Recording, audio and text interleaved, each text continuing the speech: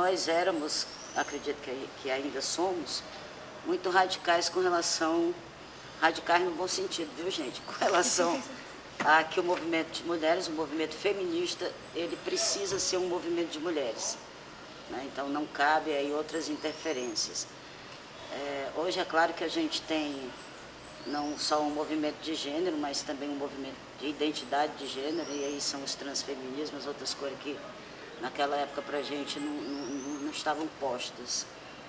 E foi por aí, foi assim que começou a minha história com o feminismo. Não, a gente lia tudo, assim, as americanas, as europeias, que tinham aí algumas divergências. As europeias eram, acho que mais politizadas no sentido de que o mundo precisa caminhar para a esquerda. As americanas não tinham tanto essa preocupação. Então, existia uma ideia de que você pode ser feminista de direita, de não sei o quê. Eu não acredito. Eu acho, principalmente, você para ser feminista tem uma ideia. Você tem que ter uma ideia de social, uma ideia de socialismo. Eu não vejo essa possibilidade de uma senhora católica de direita ou uma senhora cristã, como a nossa ministra de Direitos Humanos, a que vai assumir agora, um dia se tornar uma feminista, entende? Não vejo a menor possibilidade. Então, para mim, está completamente junto uma coisa com a outra. Eu acho até que você pode ser uma progressista e ser uma feminista.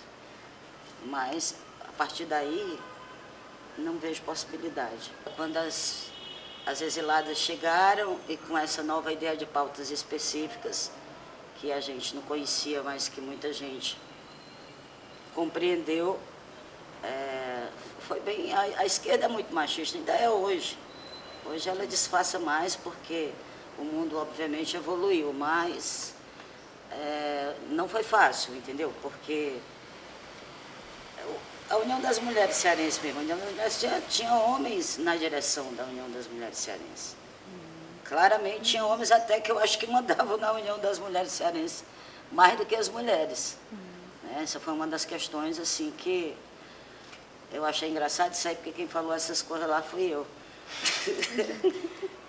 Então a gente tinha essa preocupação de que é preciso que a gente preserve as questões específicas para a gente poder avançar enquanto humanidade. É muito simples, é avançar enquanto humanidade. E muitas vezes eu fico me perguntando, mas no que é mesmo que a gente avançou, já que as pautas são as mesmas?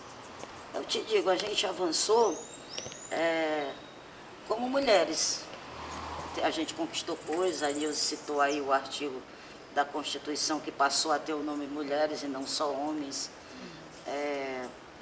Mas as nossas lutas são as mesmas, quer dizer, a gente ganhou individualmente, a gente ganhou como grupo social, que hoje a gente não engole qualquer coisa, mas em termos de reivindicações específicas, como por exemplo, a descriminalização do aborto, ou mesmo a legalização do aborto. Naquela época a gente falava em descriminalização do aborto, e houve uma discussão muito grande se seria legalização, discriminação, é uma discussão que está aí ainda hoje.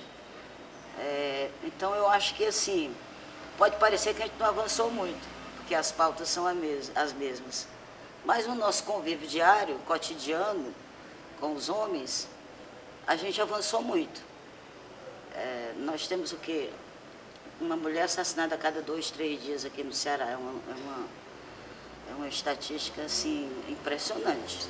Impressionante. Parece que a gente não avançou nada. Né? Mas a gente avançou. A gente avançou na construção de uma ideia que nunca mais ela vai voltar. Quer dizer, nunca mais a gente vai voltar para o borralho, entendeu?